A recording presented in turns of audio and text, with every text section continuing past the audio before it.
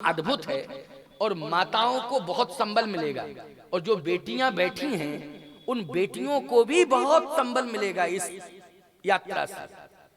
कैसे? सीता जी तपस्विनी के वेश में है चित्रकूट में। किस वेश में है? तपस्विनी के वेश में। तापस वेश जनक से देखी, प्रमाण है। किस वेश में है सीता जी?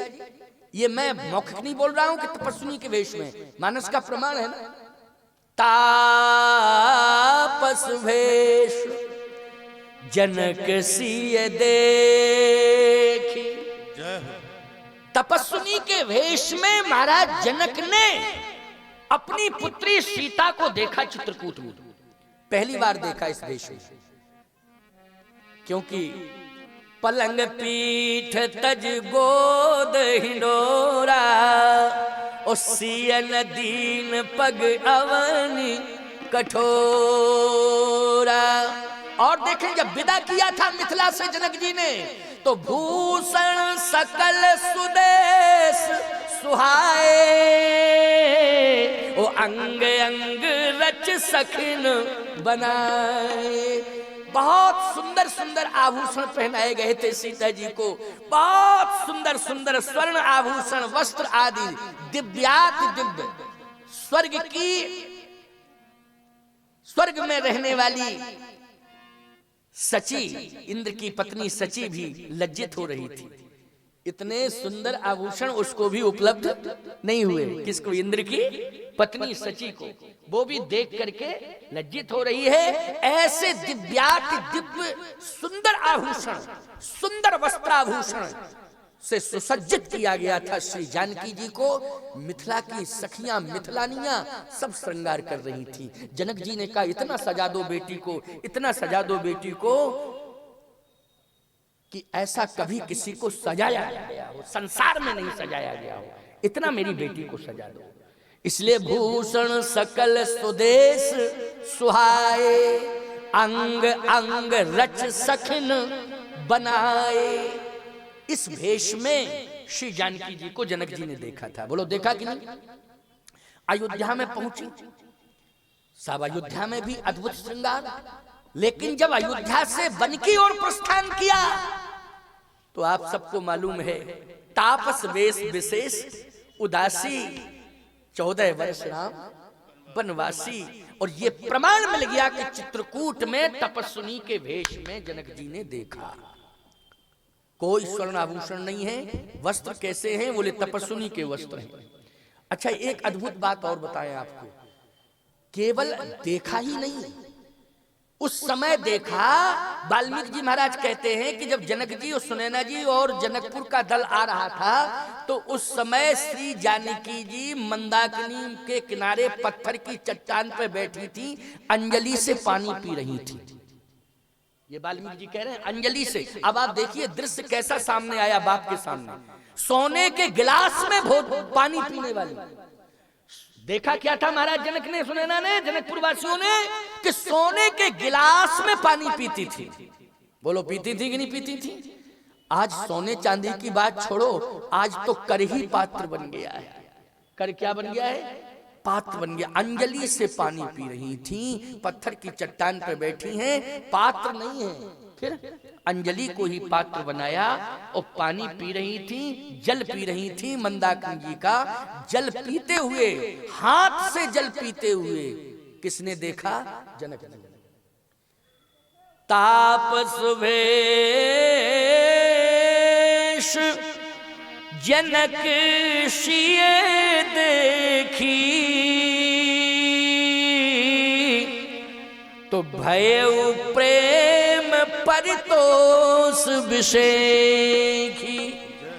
अब देख करके कष्ट होना चाहिए था, लेकिन भयउ प्रेम परितोष, और प्रेम बढ़ गया बेटी के प्रति। क्या बढ़ गया? बेटी के प्रति प्रेम बढ़ गया, और शांति का अनुभव किया। किसका अनुभव किया? परितोष। परितोष मानी परम शांति का अनुभव किया। ऐसी कंडीशन में बोलो, शांति का अनुभव होगा कि बेचैनी का अनुभव होगा? जल्दी बताओ माताओं, तुमसे ही पूछ रहा हूं, तुम्हारा विषय है, प्रसंग तुम्हारे लिए है ना। ऐसी कंडीशन में बेटी को देख करके कष्ट होना चाहिए कि नहीं होना चाहिए? कि क्या दुर्दशा हो गई मेरी बेटी की। सोने की थाली में भोजन करती थी, सोने के गिलास में पानी पीती थी, सोने की पलंग पर सोती थी, और पलंग पीठ तज गोद हिडोरा सीन दीन पगवनी कठोरा। लेकिन आज कठोर भूमि पर निरावरण चरण, कोई परित्राण भी नहीं है, कोई पात्र भी नहीं है। कर को ही पात्र मान करके, और तपस्विनी के वेश में कोई सुसज्जा नहीं है। तपस्विनी के वेश में मंदाकिनी जी का जल पी रही हैं। बस देख लिया, सीता जी को पता नहीं है कि मेरा पिता आ रहा है, मेरी माँ आ रही है, जनकपुर कोई पता नहीं है। वो तो एकाएक दृश्य सामने आ गया, तापस वेश जनक सी देखी भयो प्रेम परितोष विषय की। अच्छा, एक बात और है इसमें, बहुत महत्वपूर्ण बात है, बहुत महत्वपूर्ण भाव है, जरा समझना। मिथिला में जब महाराज श्री जनक सुंदर श्रृंगार का आदेश देते हैं मिथिलानियों को कि मेरी बेटी को सुंदर सुसज्जित दिव्य आभूषणों से सजाओ, कोई कसर नहीं रहनी चाहिए, अद्भुत श्रृंगार करो, अद्भुत सजाओ मेरी बेटी को, मैं विदा करूंगा, मैं तब विदा करूंगा, पहले उसको सजाओ, श्रृंगार करो उसका। बड़े मन से सजाया गया सा, लेकिन जैसे ही सीता जी आई तो देखा तो है कि श्रृंगार बहुत अच्छा है, बहुत सुंदर आभूषण है, वस्त्राभूषण बहुत सुंदर हैं, दिव्याति दिव्य हैं। लेकिन गोस्वामी जी लिख क्या रहे, लिख रहे हैं बंधु समेत, समाचार मिला कि सीता जी का श्रृंगार हो गया है, अब विदाई की तैयारी की जाए, अब विदाई की तैयारी की जाए। तो बंधु समेत जनक तहीं आए, और सीए बिलोक नयन जल छाए, सीए बिलोक नयन जल छाए। जैसे ही सुंदर वस्त्राभूषण में सीता जी को देखा तो नयन जल छाए, नेत्रों में आंसू आ गए, नेत्रों में आंसू आ गए। और तपस्विनी के वेश में देखा तो भयो प्रेम परितोष विषय की। बोलो डिफरेंस। जरा परिणय भूमि की चर्चा कर रहा हूं, भगवान राम की परिणय भूमि है मिथिला, श्री जानकी जी की जन्म भूमि है मिथिला, बोलो है कि नहीं। महाराज जनक की राज्य भूमि है मिथिला, और चित्रकूट तपोभूमि है, बोलो है तपोभूमि की नहीं। और दोनों भूमि का मूल्यांकन, सीता जी के व्यक्तित्व का मूल्यांकन, बहन बेटियों माताओं, ये कथा बहुत महत्वपूर्ण है, सुनने के लायक है और प्रेरणादायी चर्चा है। इस प्रेरणा को जो श्रवण करेगा, उस पर चलेगा, निश्चित रूप से उसकी बेटी नाम से कुछ भी हो, लेकिन चरित्र से समाज में सीता के रूप में जानी जाएगी, चरित्र में सीता के रूप में जानी जाएगी उसकी बेटी। अगर इस सिद्धांत को स्वीकार कर लिया, माँ बाप इस प्रेरणा को देकर के अपनी बेटियों को संस्कारित करें, उनको प्रेरित करें, उनको सुसंस्कारित करें, फिर देखिए उसका व्यक्तित्व समाज में एक पहचान बन जाएगा। साहब, समाज के लोग यही कहेंगे, नाम कुछ भी हो लेकिन सीता जैसा चरित्र है। कैसा चरित्र है? सीता जैसा चरित्र है। जैसे ही देखा कि सुंदर सुसज्जित श्री किशोरी जी आज सखियां लेकर के आ रही हैं, बंधु अपने छोटे भाई के सहित खड़े हुए थे, मंत्री पीछे खड़े हुए थे। राजा है ना तो मंत्री तो होंगे, लेकिन जनक जी के जो छोटे भाई थे वो साथ में, क्योंकि जब विदाई होती है बेटी की तो वो लोग भाई, परिवार, समाज, गांव के लोग सब आ जाते हैं कि नहीं आ जाते हैं? क्यों आ जाते हैं? तो विदाई का ही तो समय है, वो दृश्य विदाई का है, विदाई का समय है। तो बंधु समेत भाइयों में प्रेम है, कितना प्रेम है। चलो बेटी को विदा करते हैं, आज बेटी को विदा कर, तो दोनों भाई आ रहे हैं, मंत्री आ रहे हैं। वहां से समाचार मिला कि अब श्रृंगार हो गया है, श्री किशोरी जी का श्रृंगार हो गया। अच्छा तो लाओ लाओ इसको विदा करें। और जैसे लाया गया, आहा, बंधु समेत जनक तहीं आए, सीए बिलोक नयन जल छाए, लीन राय उरलाय जानकी,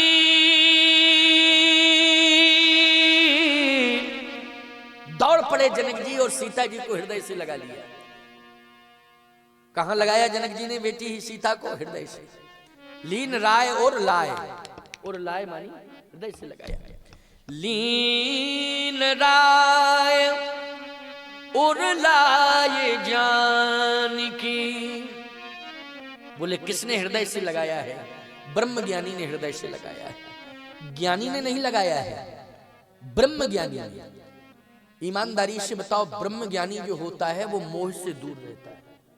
बेटा बेटी का कोई मोह नहीं होता, होता संपत्ति अंपत्ति का कोई मोह नहीं होता है। जनक जी राजा हैं, लेकिन राज्य के संपत्ति के प्रति कोई आकर्षण नहीं है उनका। समझ गए हो कि नहीं? क्योंकि कौन है वो? ब्रह्म ज्ञानी है। महाराज जनक क्या है? ब्रह्म ज्ञानी। ज्ञानी तो सब है, लेकिन ब्रह्म ज्ञानी है। जास ज्ञान रवि भवन सिनासा, बचन किरण मुनि कमल विकासा। इसलिए ब्रह्म ज्ञानी है महाराज श्री जनक। लेकिन ब्रह्म ज्ञानी ने दौड़ करके अपनी बेटी को हृदय से लगा लिया। तब तुलसी को लिखना पड़ा अंतिम अर्धाली में, मिटी महा मर्याद ज्ञान की। मिटी महा मर्याद ज्ञान की। ये तो ज्ञान की मर्यादा ही नष्ट हो गई।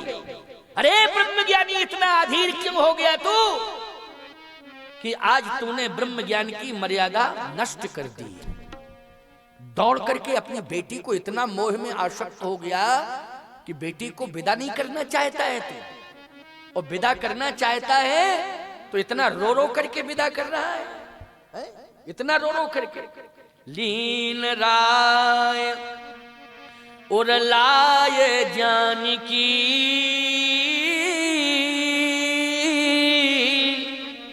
मिटी महामर्याद ज्ञान की।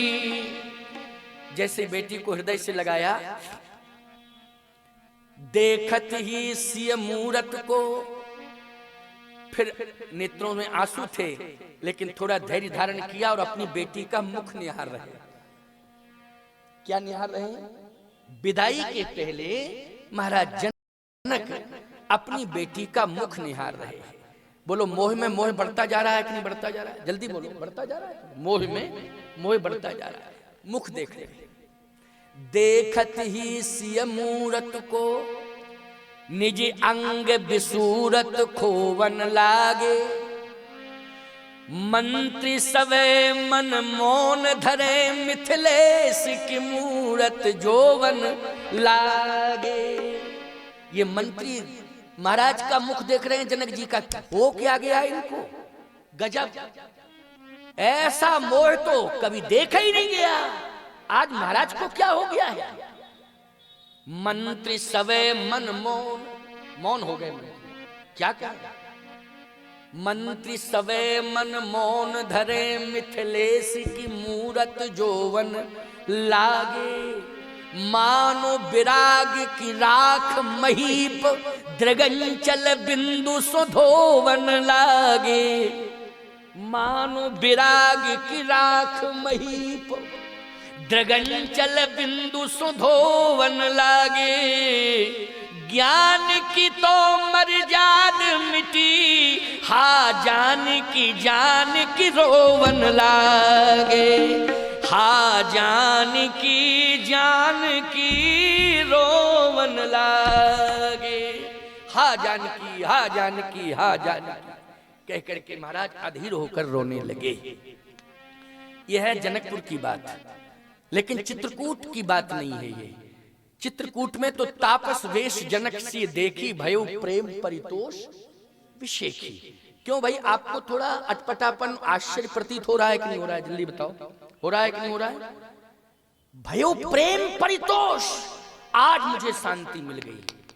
अधीर तो मैं उस दिन हो रहा था जब बेटी की विदा कर रहा था, आज मुझे संतोष मिल गया। आज समाज का उल्टा दृष्टिकोण है कि नहीं? बोलो, उल्टा दृष्टिकोण है। अगर आज का कोई बाप देख लेता बेटी को इस भेष में, तो सबसे ज्यादा खरी खोटी सुनाता दशरथ जी को।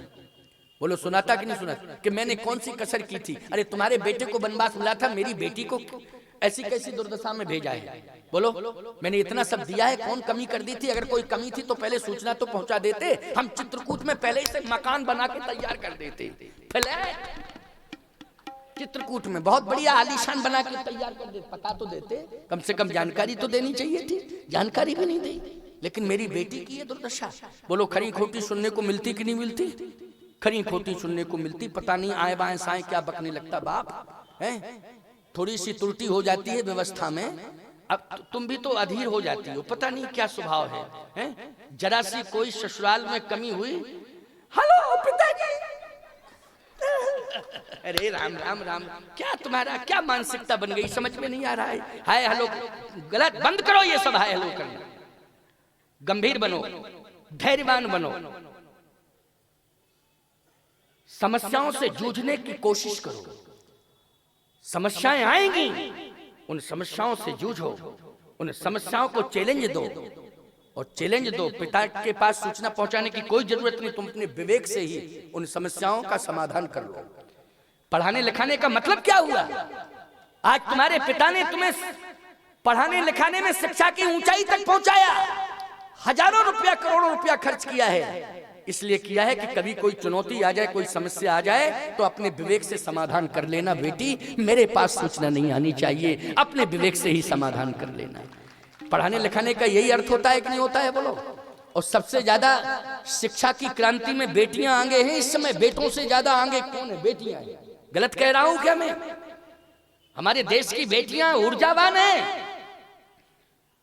आज बहुत अच्छे अंकों से पास हो रही हैं बेटियां, नाम कर रही हैं, ऐसी बात नहीं। लेकिन थोड़ी छोटी छोटी बातों पर पता नहीं क्या हो जाता है कि सारी शिक्षा मिट्टी में मिल जाती है। बोलो मिल जाती है कि नहीं? और एक समस्या का पहाड़ खड़ा हो जाता है, छोटी सी समस्या वो पहाड़ बन करके उभर आती है। बोलो आती है कि नहीं आती है? दोनों परिवार प्रभावित हो जाते हैं, पिता का भी परिवार प्रभावित है और पति का भी परिवार प्रभावित हो जाता है। रामायण का मंच आवाहन कर रहा है, मानस की कथा आपको संकेत दे रही है। समस्याओं को चैलेंज दो और उन समस्याओं को नष्ट करने के लिए पूरी शिक्षा की ऊर्जा लगा दो कि ये समस्या हम परिवार में आई है यहीं समाप्त कर देंगे, ना तो समाज तक जाने देंगे इसका संदेश और ना ससुराल ना मायके तक जाने देंगे, ससुराल की समस्या घर के अंदर ही समाप्त कर देंगे। यही है सीता का चरित्र। ये किसका चरित्र है? भगवती सीता का चरित्र है। सीता याश्चरितम।